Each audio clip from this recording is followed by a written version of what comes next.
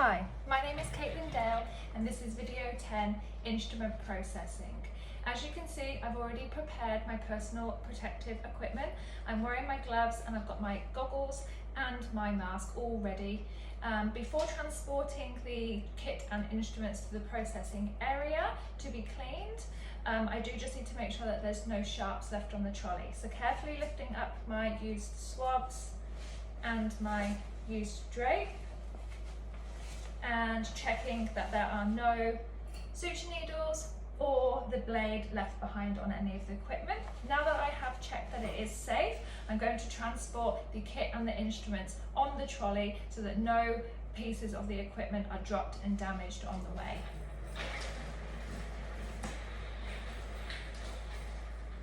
Caitlin Dale, resuming video 10, Instrument Processing. Now in the processing area, I am going to sort the kit for processing.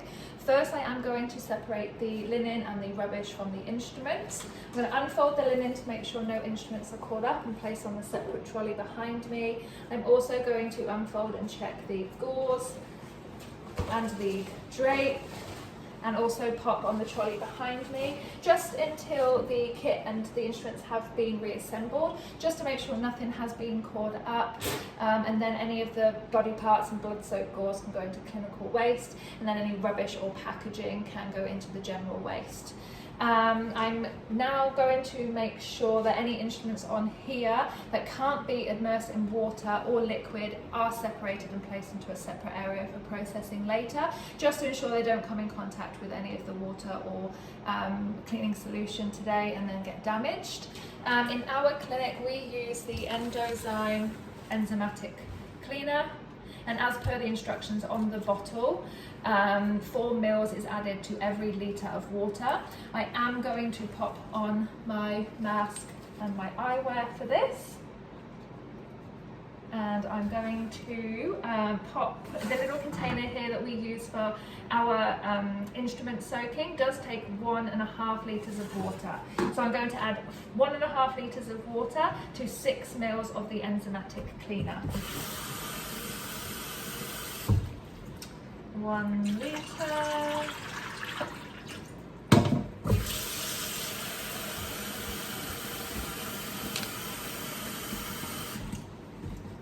Half a litre. And I'm going to get 6 mils of the enzymatic cleaner. This is used to help break down fat, blood and proteins on the instruments, and the instruments must be soaked for a minimum of 2 minutes. Any instruments that do have a heavier soil burden may need to be soaked for longer. Now the instruments, when placing into the solution, must be placed in there rather than dropped, just to minimise any damage against the container or the other instruments in here. Any multi-part instruments must be taken apart before being placed in here to ensure the enzymatic cleaner can reach all of those areas that you need it to. And any instruments that have ratchets or box locks must also be opened fully to allow that enzymatic cleaner to get into those places as well.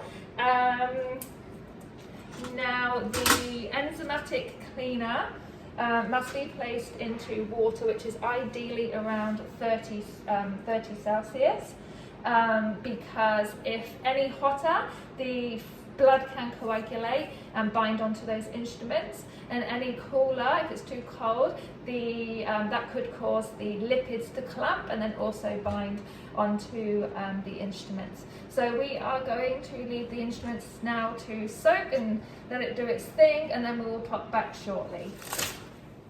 Caitlin Dale, resuming video 10, Instrument Processing.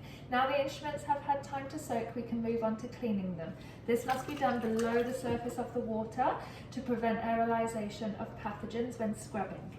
Hemostats. Using a cleaning brush or lint-free cloth, the entire instrument must be cleaned of any leftover residue. The entire instrument must be checked for bioburden, and all of the instruments scrubbed clean. So this includes the ring grips, the ratchet, the serrations, the tips and the box lock.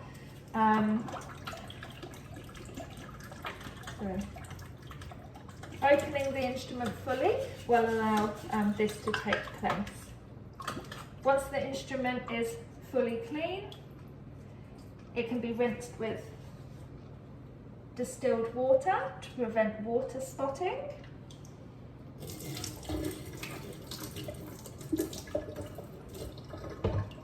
And then left out to air dry. These scissors. So again, the entire instrument must be cleaned and scrubbed clean, and make sure there's no residue left over or any bioburden. So this includes the tips, the blades, the screw or the hinge, the shank and the ring grips. Again, opening the instrument fully will allow this cleaning to take place. Once checked for bioburden, again, use the distilled water to rinse and then leave the scissors to air dry. This is the suction tip. There is two pieces, and this was taken apart fully before being placed in the enzymatic cleaner to allow the enzymatic cleaner to reach all areas of the instrument. Again, must be done below the surface of the water. The scrubbing brush can be used to clean all outside of both pieces. And I have a long, thin cleaning brush to insert inside the lumen, right there. Oh, I'll use the smaller one, inside, and again, clean inside the lumen using that cleaning brush. Make sure you do both ends. Again, once happy, all of the bioburden has been removed, place the suction tip separately to dry. Now we have the Alice tissue forceps. So all areas of the instrument must be cleaned, again including the ring grips, the ratchets, the box lock, the tips, all underneath the water. Opening up that instrument again to ensure all areas are clean. Once checked, rinse with distilled water and leave to dry.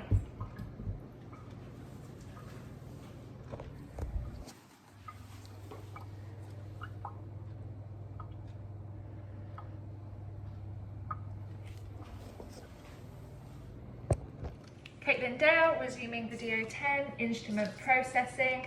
Drying of the instruments must occur immediately to prevent any rust and corrosion. In my clinic, we either place the instruments out to dry or use lint-free cloths. When placing them out to dry, ensure the instruments are opened fully to allow all areas of the instruments to dry completely. Once they are fully dry, they must be inspected for cleanliness, dryness, completeness, and sharpness. So with the hemostats, all areas of the instrument must be checked to ensure there's no bioburden, and at the same time you can check to ensure the instrument is fully dry and doesn't have any water spots still left on there. When you are checking the instrument, you must check all areas, so the ring grips, the ratchet, the box lock, the serrations and the tips. Whilst you are checking the instrument, you need to make sure the ratchets are tight when closed together and they aren't loose. And you should also check to ensure that the box lock isn't stiff when you are moving it around. With the scissors, again, you must check the entire area of the instrument. So again, including the ring grips, the shank, the screw hinge, the blades and the tips, and again checking for dryness as you go. Scissors must also be checked for functionality when you are checking them. So hold them like the surgeon would. Take a 4-ply swab and cut through with the scissors several times. After a few times, pull back the scissors in the closed position, and if they don't pull back any material or get stuck, it does mean that they are sharp enough. The suction tip, so again, make sure the exterior and internal areas are all clean and dry, so no water left on either of the pieces. I put them together and usually pull the internal piece out just to double check that there's no bioburden coming back out on that interior piece or any wetness in there, and ensure that obviously both pieces are present, because the suction tip would not be functional without both of those pieces. And then we have the Alice tissue forceps. So again, when checking the instrument, make sure that there's no bioburden or any water spots still left on there. Check the ring grips, the ratchets, the shank, the box lock, and the tips of the forceps. Also, again, like the hemostats, check that the ratchet is nice and tight and isn't loose, and also check the box lock for any stiffness. You do also need to check as well with the Alice tissue forceps that the teeth are all still there, because again, it would not be functional if they were broken or not there. Caitlin Dale, resuming video 10, instrument processing to include the multi-part instrument.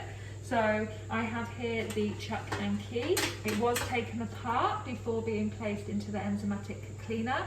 So both the external and the internal parts had full contact with that enzymatic cleaner to remove the bioburden. Again, when cleaning, it must be placed beneath the surface of the water using a scrubbing brush or a lint-free cloth. Ensure all crevices and serrations are scrubbed with that scrubbing brush. Once both parts have been cleaned, they can be placed out to dry immediately. Again, this must occur immediately to prevent rust on the instrument. You can either leave to air dry, or you can leave that use that lint-free cloth again to dry that instrument. Once dry, the instrument must be checked for cleanliness, dryness, completeness and sharpness if applicable, but not here. Once it is all dry, we do need to check all surfaces, so including those crevices and the serrations on both parts, to ensure there is no leftover bioburden or residue. And we should also check at the same time to make sure it is dry and there's no water spots all left on there.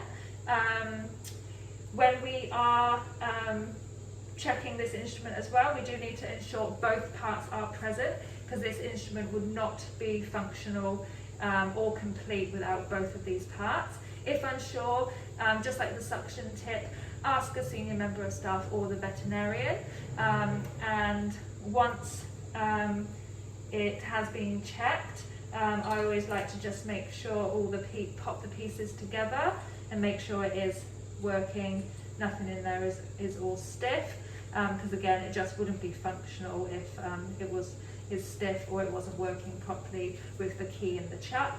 Again, if unsure, ask a senior member of staff or a veterinarian. Thank you. Caitlin Dale, resuming video 10, instrument processing.